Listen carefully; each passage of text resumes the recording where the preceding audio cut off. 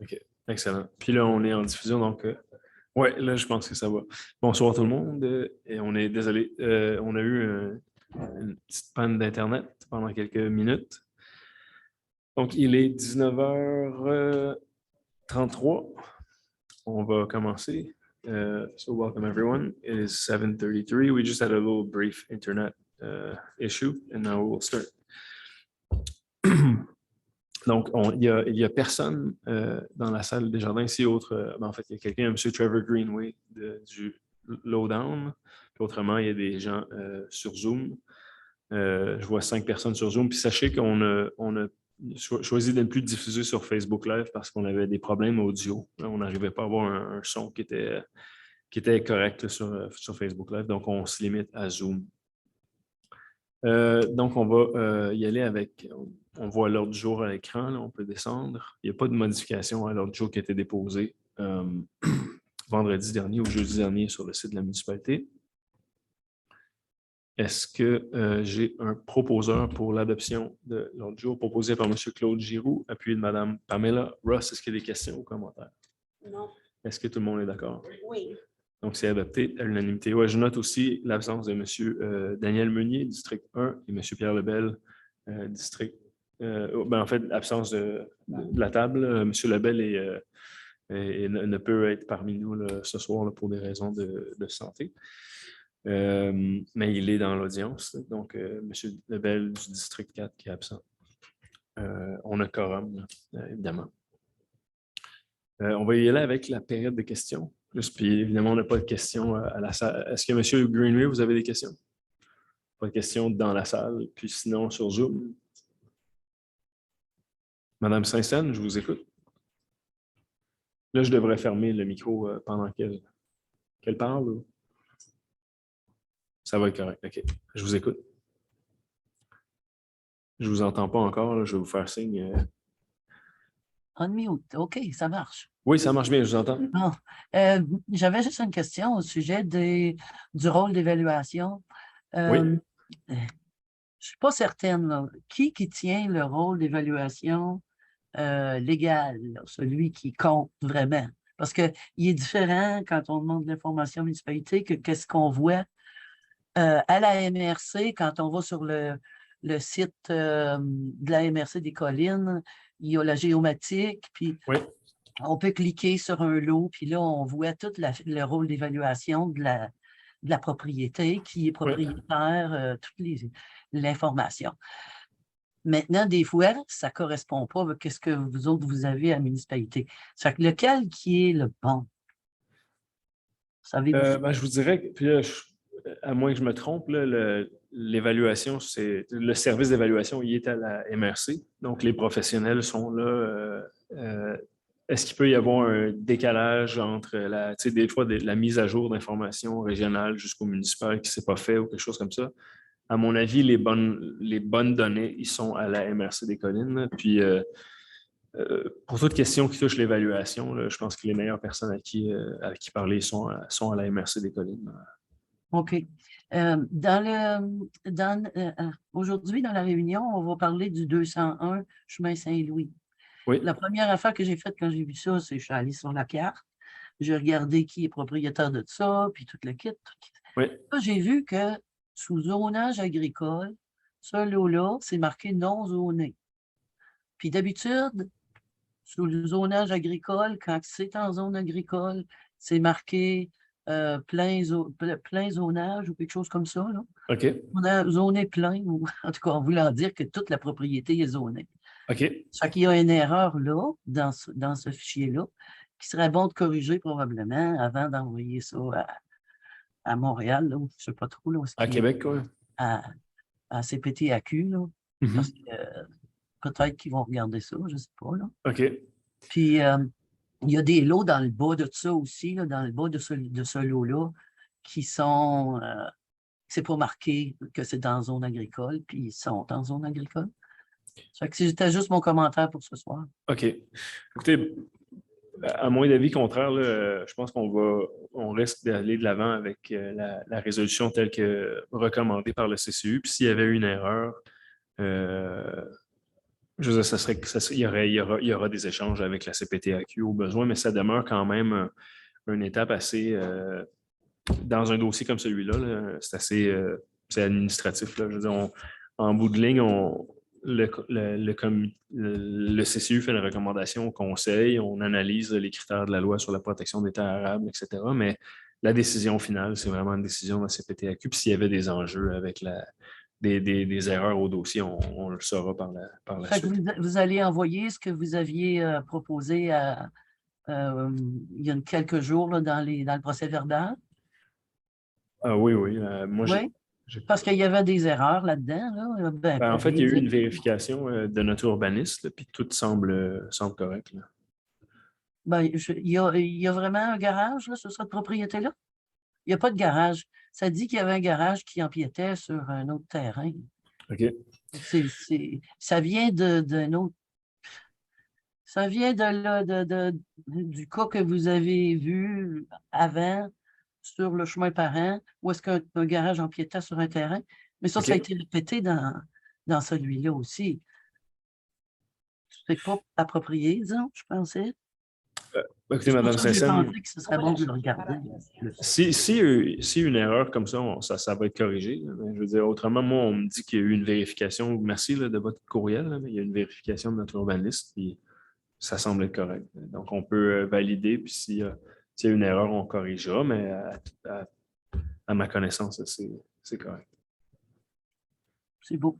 Ben, Merci. merci beaucoup. Je ne sais pas s'il y a d'autres questions. Ouais. Monsieur Boyer, je vous écoute.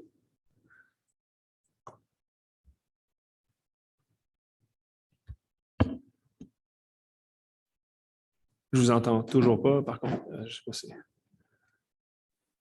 Excusez-moi, Oui, allez-y. je vous ai Bonsoir. réenvoyé une information relativement au règlement de la MRC Oui, qui oblige la municipalité par rapport à la naturalisation des berges. oui, Vous avez expliqué que c'était peut-être un règlement qui n'était pas en vigueur. J'ai fait la vérification au niveau de la MRC.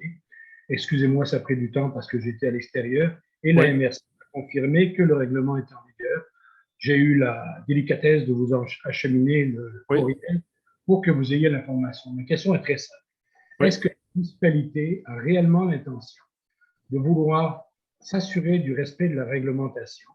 oui, Et ma question de fond, c'est quand je vois que vous mettez un fond vert pour promouvoir un milieu sain et que vous mettez une commission par rapport aux problèmes climatiques, je suppose que vous avez des intentions, mais quand je vois la réalité, je oui. suis obligé de constater que depuis 2009, la municipalité ne s'est pas prévalue de ses droits et de ses responsabilités.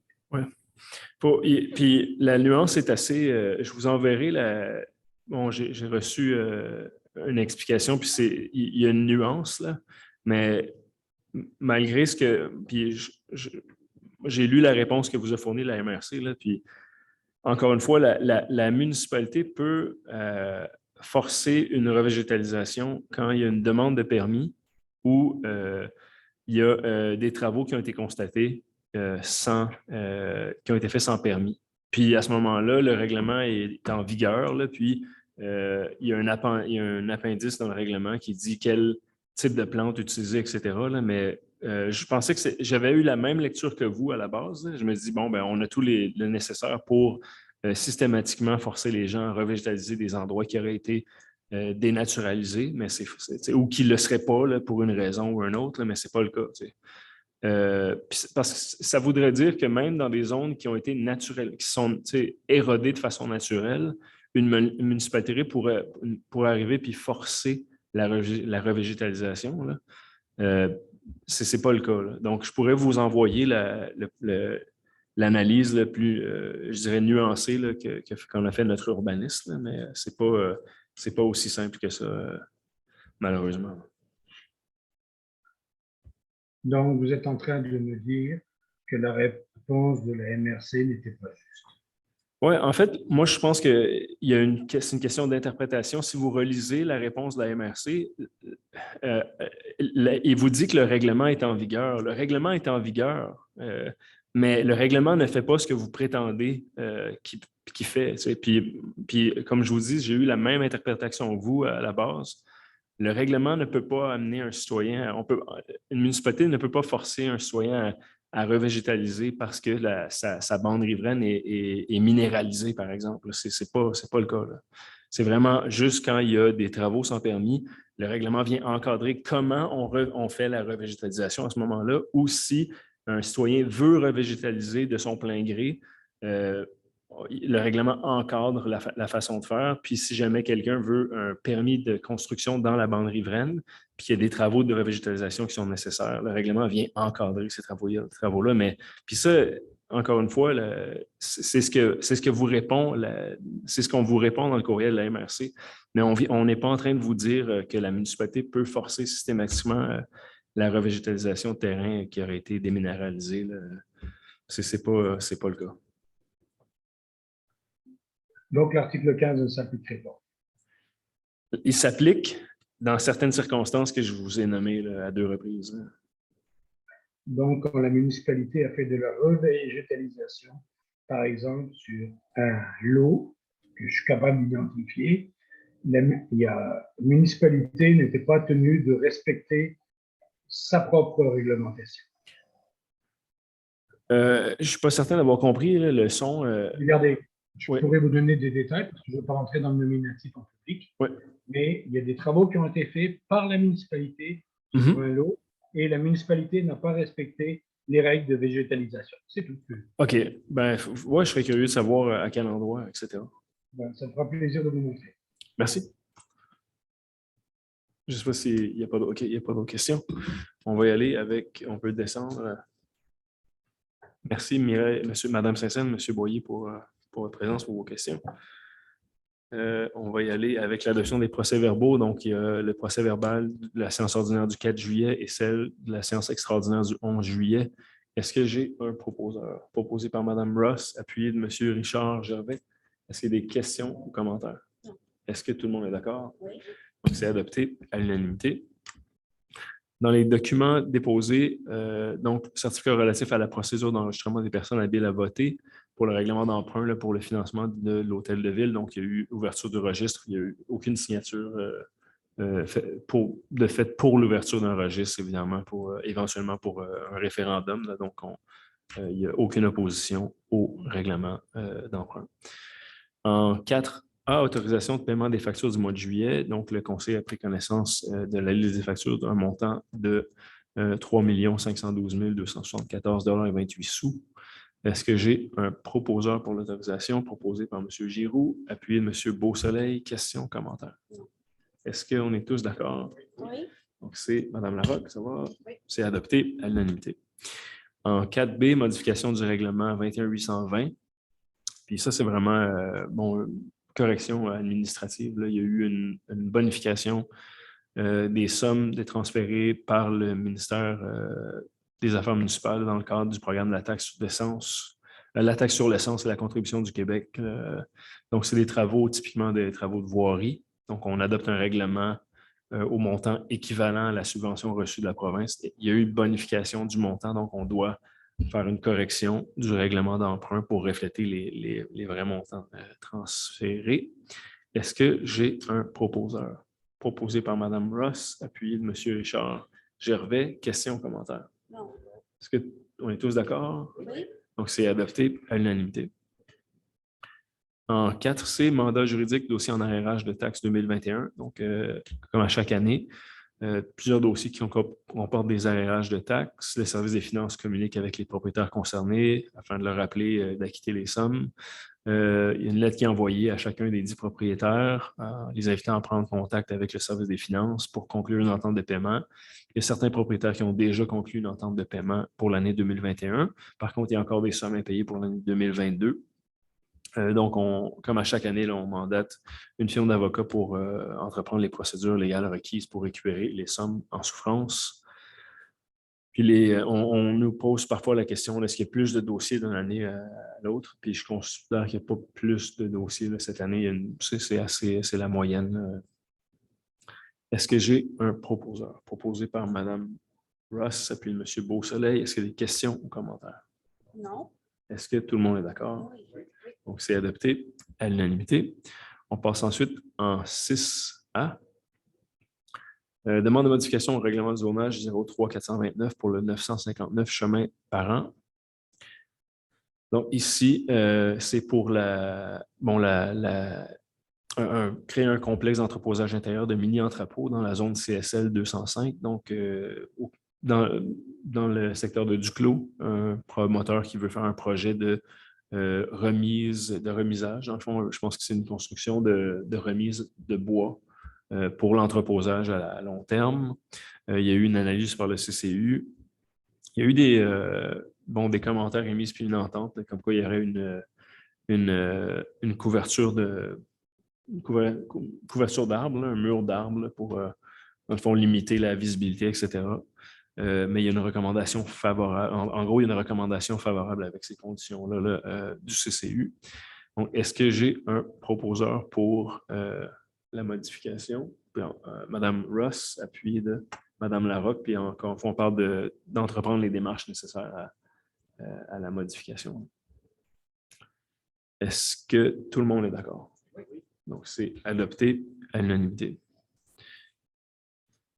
En 6B, demande d'autorisation à la CPTAQ pour l'utilisation à une autre fin que l'agriculture d'une partie du lot 2684520 situé au 201 chemin Saint-Louis.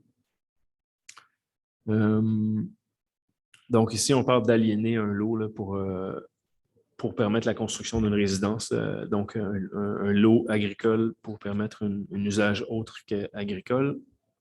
Il y a, comme à chaque fois, une analyse de tous les critères de la LPTAA. Puis éventuellement, le dossier a été présenté au CCU, puis il y a une recommandation qui est favorable, comme on peut le voir au bas de la recommandation, au bas de la résolution.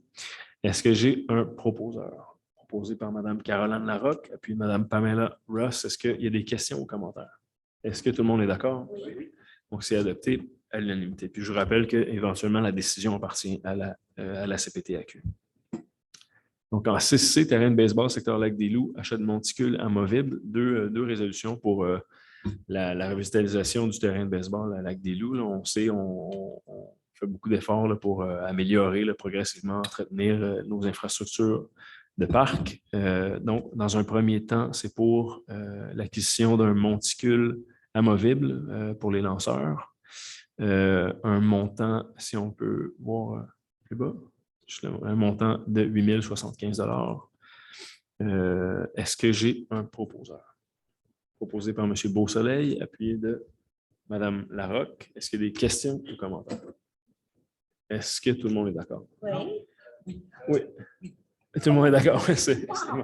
Donc, c'est adopté à l'unanimité. Ensuite, en 6C, terrain de baseball, secteur Lac-des-Loups, travaux de mise à niveau du terrain. On parle ici de remblai. Là. Il faut relever le terrain puis refaire l'aménagement, en fait. Là. Donc, il y a la recommandation qui est faite au conseil, puis celle qui est favorisée. C'est, dans le fond, un contrat pour la mise en place. Là, on parle d'arpentage, des coupes, retrait du gazon, sortie du matériel, nivelage, ajout, épandage de 550 tonnes de sable spécialisé et autres travaux.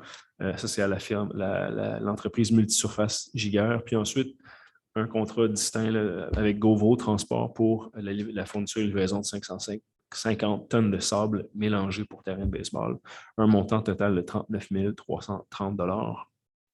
Est-ce que j'ai un proposeur? Proposé par Mme Larocque, appuyé de M.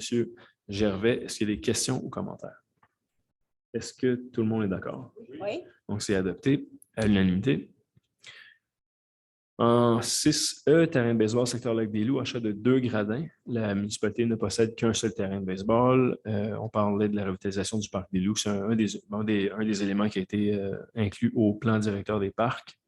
On a des gradins actuellement, mais qui sont en état avancé là, d'usure, puis ils sont plus, on ne peut plus les réchapper. Donc, on a même été en contact avec l'association de baseball pour voir si ça suffisait au niveau du nombre de sièges, etc. Puis, on nous recommande l'achat de 2 gradins en aluminium au montant de 11 477,60 $. On se rappelle la capacité, c'est quelques centaines de personnes là, quand même.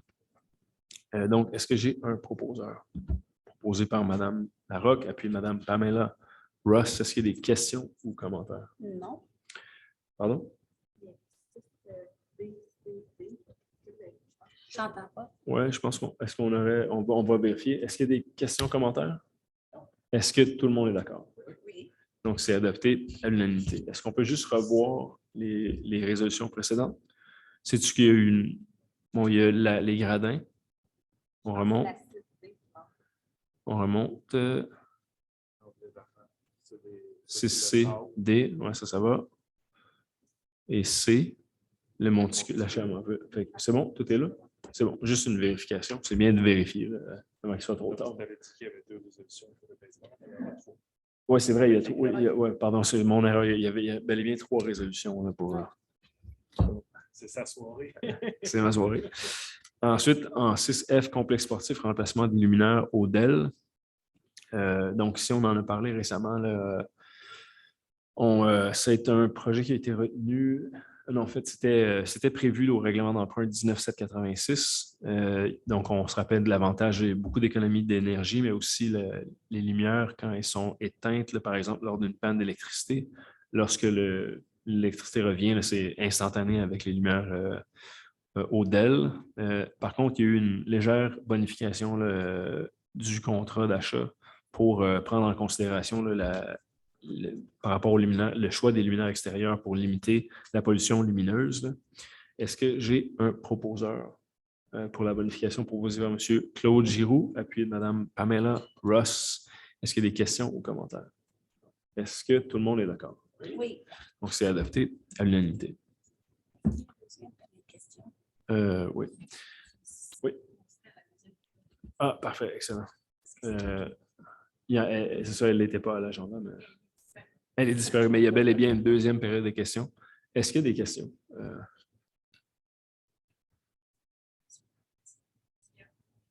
Aucune question. Une fois, 2 fois, 3 fois, il n'y a pas d'autres questions? Parfait. En 8A, embauche à l'essai d'un nouveau pompier.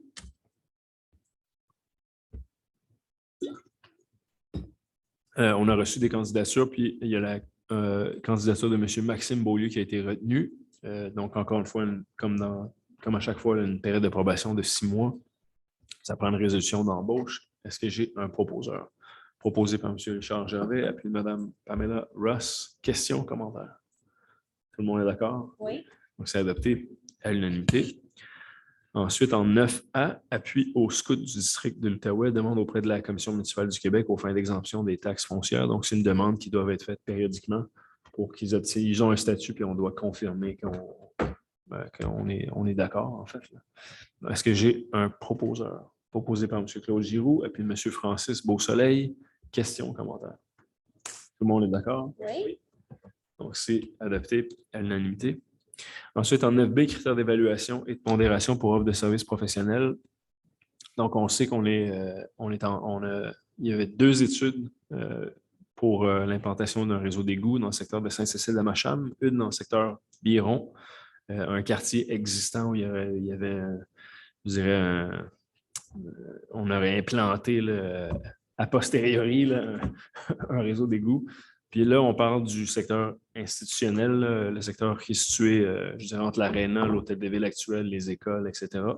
Il y a eu déjà des études de préfaisabilité, puis là, on est dans la phase où on a besoin de faire une étude de site de phase 1, puis une étude de sol.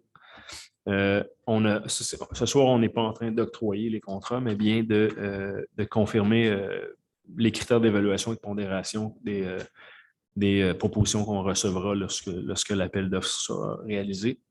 Puis si on regarde les critères d'évaluation, là, on peut descendre un peu, M. Derry. Donc, c'est assez exhaustif. Là. Il y a 4 critères d'évaluation et de pondération, puis on voit l'échelle d'attribution des points. Donc, différents niveaux là, de qualification, etc.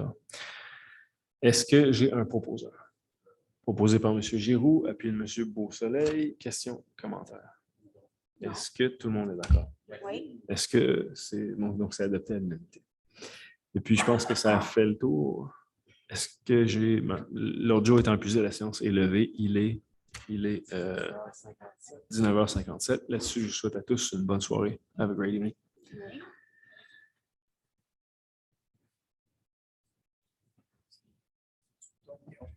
Ouais. C'est normal. Oh ouais.